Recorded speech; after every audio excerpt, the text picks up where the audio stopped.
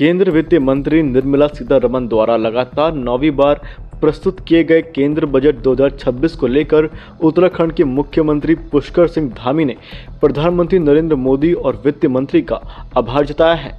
मुख्यमंत्री ने कहा कि यह बजट भारत को आर्थिक महाशक्ति बनाने, लोकल से ग्लोबल की सोच को आगे बढ़ाने और हर वर्ग के उत्थान का मार्ग प्रशस्त करने वाला है। उन्होंने कहा कि भारत आज दुनिया की चौथी सबसे बड़ी अर्थव्यवस्था बन चुका है और यह बजट उस उपलब्धि को और विस्तार देगा। निर्मला सीतारमण जी के द्वारा जो लगातार 9वीं बार बजट प्रस्तुत किया गया है, मैं उनको बहुत बधाई देता हूँ, शुभकामनाएं देता हूँ। और आदरणीय प्रधानमंत्री श्री नरेंद्र मोदी जी के नेतृत्व में विकसित भारत के संकल्प को पूरा करने वाला ये बजट भारतवासियों की आशा अपेक्षाएं, उनकी आकांक्षाओं को पूरा करने वाला बजट है। और साथ ही जो भारत एक महाशक्ति के रूप में, आर्थिक महाशक्ति के रूप में उभर रहा है, आज दुनिया की चौथी सबसे बड़ी अर्थव्यवस्था बन गया है, उसको और विस्तार देने वाला बजट है। इसके साथ साथ लोकल से ग्लोबल बनने का बजट है और लोक कल्याणकारी बजट है। इसमें हर वर्ग के उत्थान का प्रावधान किया गया है। हर राज्य का, वहाँ की परिस्थितियों का पूरी तरह से ध्यान करते हुए इस बजट को बनाया गया है। भारत के संकल्प को पूरा करने वाला ये बजट है। रिफॉर्म से परफॉर्म की ओर बढ़ते हुए भारत का बजट है। और हमारे लिए, चूँकि हमारे राज्य उत्तराखंड से आदरणीय प्रधानमंत्री जी का विशेष लगाव है और उनके प्रधानमंत्री बनने के बाद अनेक योजनाएं हमारे राज्य के लिए स्वीकृत हुई हैं। और चूँकि मैं अभी 2 दिन पहले हमारे प्रगति पोर्टल पर जो 42 योजनाओं की समीक्षा का एक आकलन कर रहा था, तो 3.5 लाख करोड़ से ज़्यादा की योजनाएं अभी तक गतिमान हैं।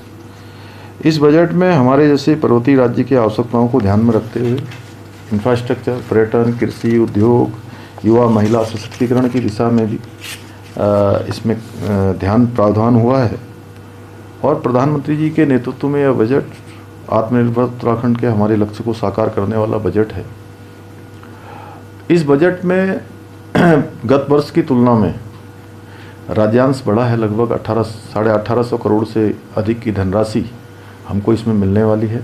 इसके अतिरिक्त जल जीवन मिशन, जो कि हमारे राज्य के लिए एक बहुत बड़ी योजना है और हमारे यहाँ की जो परेशानियाँ हैं, चुनौतियाँ हैं पेयजल की, उसको कहीं ना कहीं दूर करने वाली ये योजना, उस योजना में जिस प्रकार से एक बड़ी धनराशि 67,000 करोड़ रुपए का प्रावधान इस बार किया गया है, उससे हमारे राज्य की योजनाओं को और गति मिलने वाली है। इसके साथ साथ ये बजट विशेष रूप से इसलिए भी महत्वपूर्ण है कि हमारे राज्य को जो अतिरिक्त संसाधन है राज्य के विकास कार्यों के लिए, वो इससे प्राप्त होंगे। और बैठक से पहले जो माननीय वित्त मंत्री जी की अध्यक्षता में बजट पूर्व एक सभी राज्यों के सुझाव लिए गए थे, उनसे वार्ता की गई थी। हमारे यहाँ से भी जो उनसे अनुरोध किया गया था कि जो शासकीय है scheme for special assistance to state for capital investment, इसका विस्तार किया गया है, बल्कि इसको पहले से बढ़ाकर 1,85,000 करोड़ रुपये कर दिया गया है। यह ब्याज मुक्त योजना विगत वर्षों में उत्तराखंड के लिए बहुत लाभकारी रही है। इसी प्रकार इको टूरिज्म को बढ़ावा देने के लिए जो पर्वतीय टेल्स की घोषणा की गई है, उससे हवाई संपर्क उड़ान योजना विस्तारित उसका स्वरूप होगा। टियर 2, टियर 3 शहरों पर विशेष फोकस होगा। स्वास्थ्य क्षेत्र में बायोफार्मा स्ट्रेटजी और इंडिया सेमीकंडक्टर मिशन 2.0, उच्च शिक्षा में यूनिवर्सिटी टाउनशिप, हॉस्पिटलिटी सेक्टर के लिए नेशनल इंस्टीट्यूट की स्थापना तथा national destination digital knowledge grid जैसे प्रावधान उत्तराखंड राज्य के लिए संभावनाओं के नए द्वार खोलेंगे। महिला सशक्तिकरण की दिशा में भी लखपति दीदी योजना, जो हमारे राज्य की महिलाओं के लिए, हमारी मातृशक्ति के लिए बहुत बड़ा उनकी समृद्धि और आगे बढ़ने का आधार बन चुकी हैं। उसमें भी जो हमारे स्वयं सहायता समूह हैं उनको उद्यमिता से जोड़ने के लिए जो 10,000 करोड़ रुपए के समर्पित SME ग्रोथ फंड तथा महात्मा गांधी ग्राम स्वराज पहल जैसे निर्णय ग्रामीण और स्थानीय अर्थव्यवस्था को मजबूती प्रदान करेंगे। कुल मिलाकर ये केंद्रीय बजट 2026 विकसित भारत के संकल्प के साथ साथ आत्मनिर्भर उत्तराखंड के हमारे लक्ष्य को साकार करने में भी बहुत महत्वपूर्ण भूमिका निभाएगा। राज्य सरकार केंद्र सरकार के साथ मिलकर पूरे समन्वय के साथ इन योजनाओं के प्रभावी क्रियान्वयन को सुनिश्चित करेगी।